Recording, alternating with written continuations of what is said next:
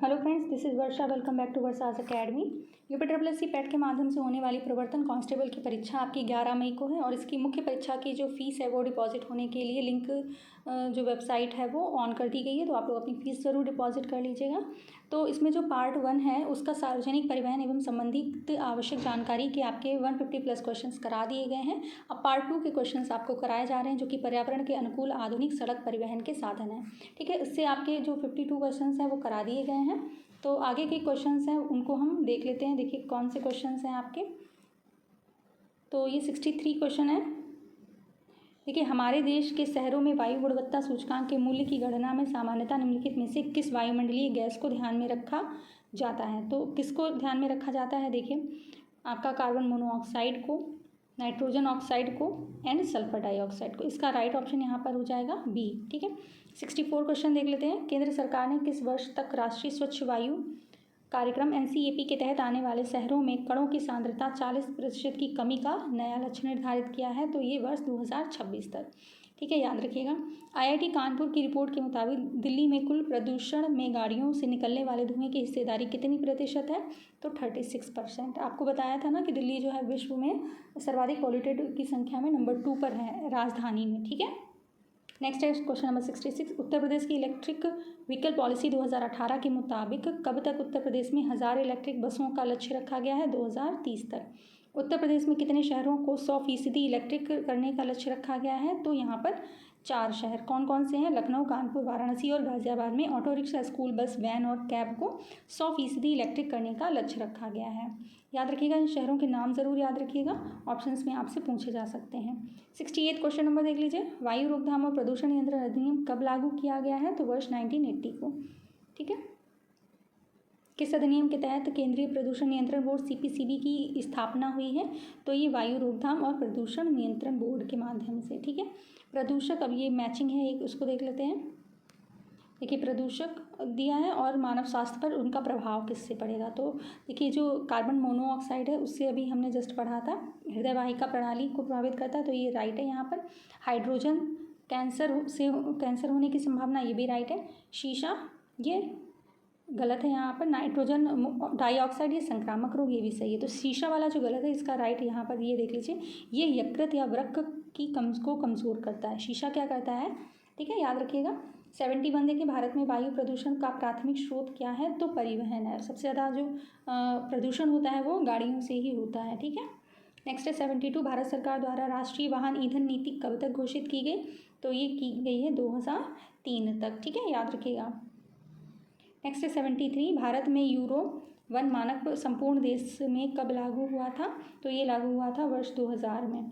Stage 1 और ये वर्ष है। तो भारत स्टेज 2 ये कब आया है आपका, 2005 में। ऊपर में से कौन से सही सुमेलित हैं, तो ये सभी देखिए सही हैं।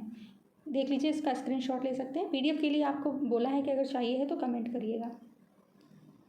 एथेनॉल मिश्रित E20 ईंधन में गैसोलीन और एथेनॉल के मिश्रण का अनुपात कितना होता है, तो 80-20। ठीक है, गैसोलीन 80 है और जो एथेनॉल है वो 20। CNG ईंधन में CNG ईंधन के प्रयोग की मंजूरी भारत सरकार ने कब दी है, तो 1989 में। परिवहन से होने वाले वायु प्रदूषण को कम करने के लिए क्या करना चाहिए, तो उपरोक्त सभी है, यानी कि अधिक से अधिक संख्या में वृक्षारोपण करना चाहिए, धुआं उगलने वाले वाहनों की वृद्धि को रोका जाना चाहिए और वायु प्रदूषण नियंत्रण अधिनियम 1981 को प्रभावशाली ढंग से लागू किया जाना चाहिए। ठीक है, तो ये यहाँ पर सब आ जाता है। नेक्स्ट देख लेते हैं 78। वायु प्रदूषण के हमारे स्वास्थ्य पर क्या प्रभाव पड़ता है, तो देखिए दमा, सर्दी, खांसी हो जाता है, शरीर भी हमारा कमज़ोर हो जाता है और अंधापन भी, यानी कि इसका राइट ऑप्शन क्या हो जाएगा, उपयुक्त सभी। 79। वायु गुणवत्ता सूचकांक में कितनी श्रेणियाँ बनाई गई हैं, तो यहाँ पर कितनी है, 6 हैं। कौन कौन सी हैं, अच्छा, संतोषजनक, सामान्य रूप से प्रदूषित, खराब, बहुत खराब और गंभीर। नेक्स्ट है स्टेट ऑफ ग्लोब एयर 2020 जारी करने वाली संस्था कौन सी है, तो हेल्थ इफेक्ट इंस्टीट्यूट है।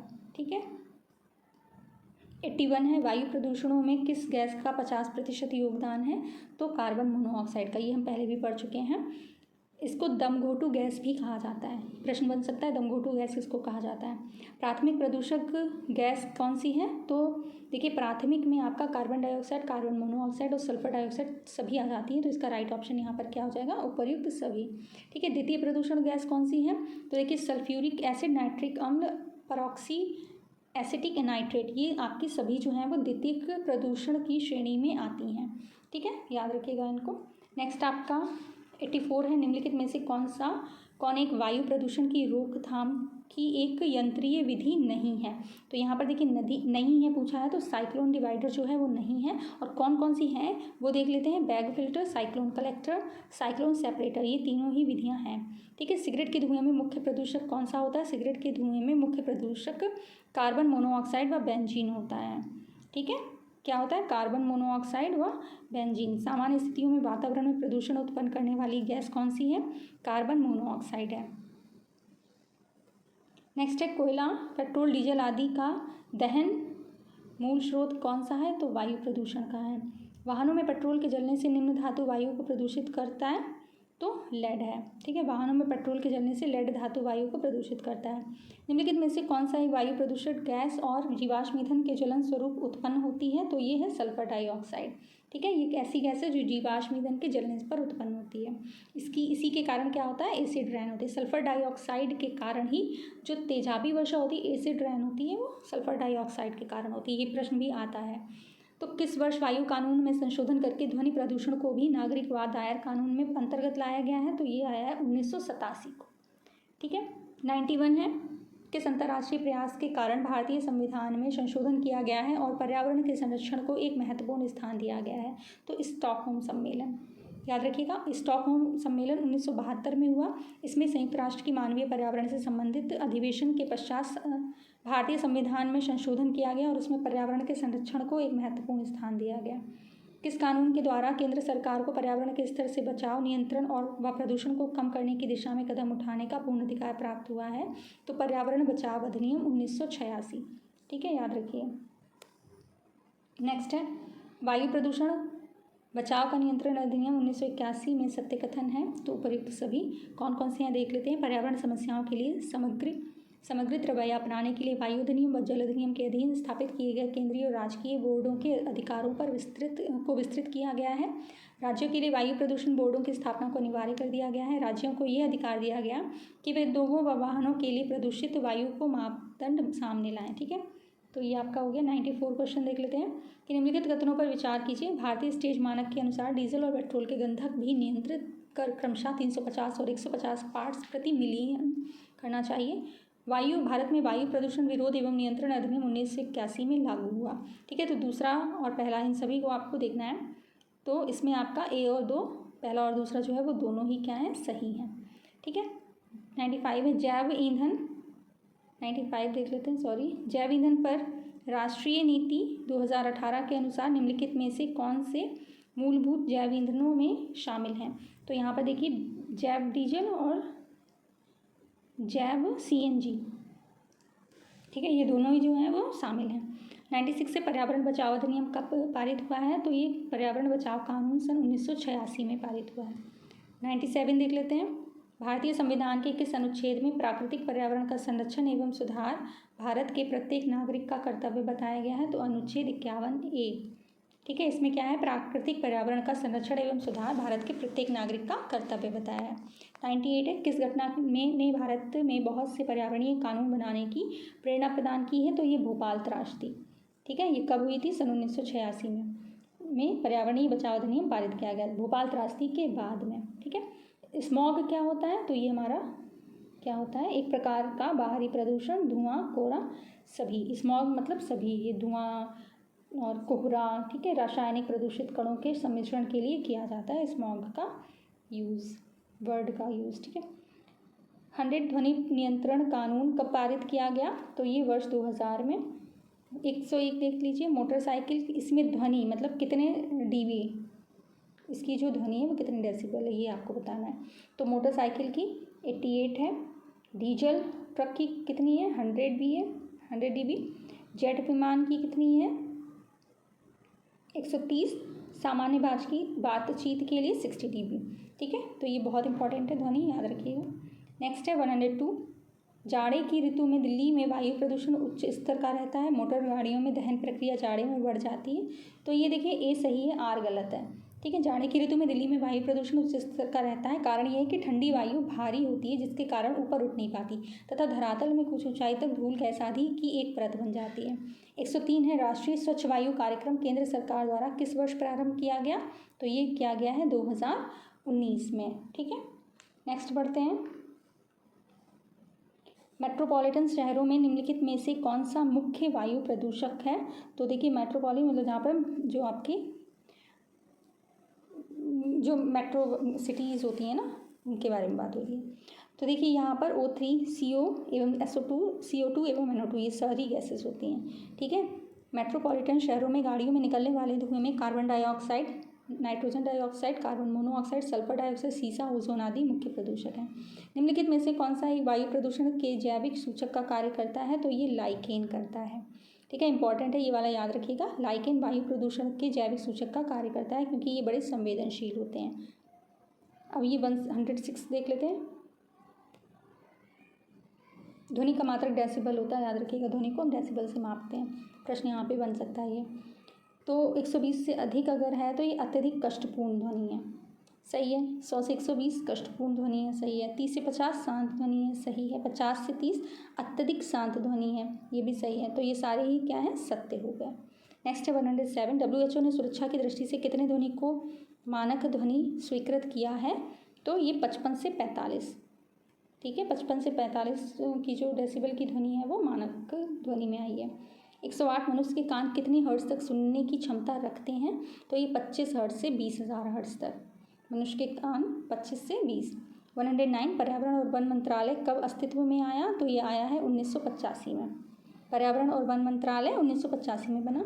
दिल्ली और NCR में वायु प्रदूषण की रोकथाम, नियंत्रण और कमी के लिए 12 जनवरी 2017 को ग्रेडेड रिस्पॉन्स एक्शन प्लान अधिसूचित किया गया था, जिसमें वायु गुणवत्ता सूचकांक की कितनी श्रेणियां बनाई गई हैं? तो ये 4 श्रेणियां बनाई गई हैं।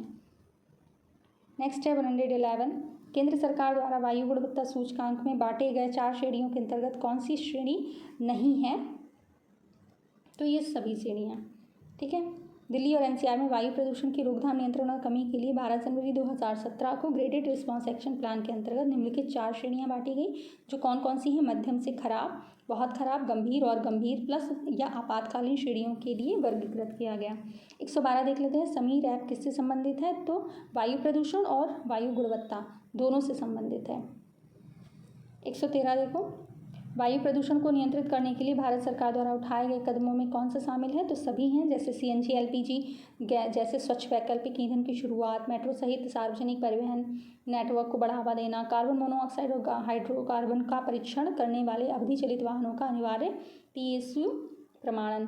114 देख लीजिए। वाहनों के लिए ईंधन के रूप में पेट्रोल की बजाय का उपयोग वायु प्रदूषण को काफ़ी कम कर सकता है। तो कौन है यहाँ पर? CNG। आप सभी को पता है CNG वाहन होते हैं।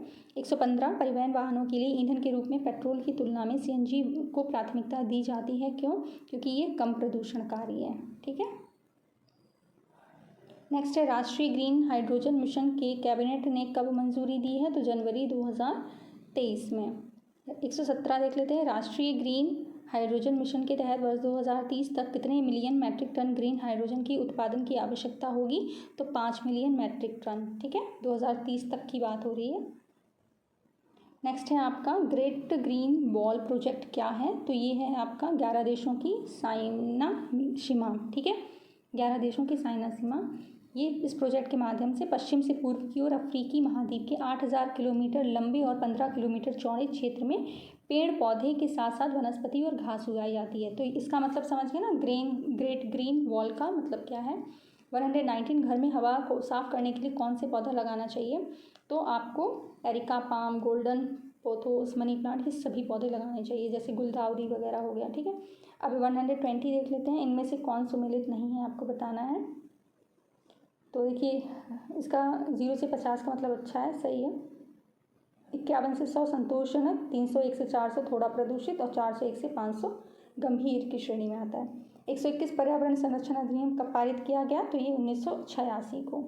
अब ये आपका लास्ट क्वेश्चन है। जल प्रदूषण निवारण एवं नियंत्रण के अधिनियम का जो अधिनियम है वो कब पारित किया गया, 1974 में। ठीक है, तो इस तरह आपके ये 122 क्वेश्चन हो गए हैं। कल आपको लास्ट क्लास मिल जाएगी और आपके 150+ क्वेश्चन इस टॉपिक के हो जाएंगे। चैनल को ज़्यादा से ज़्यादा शेयर करिए। क्लास कैसी लगी वो भी ज़रूर बताइएगा कमेंट में।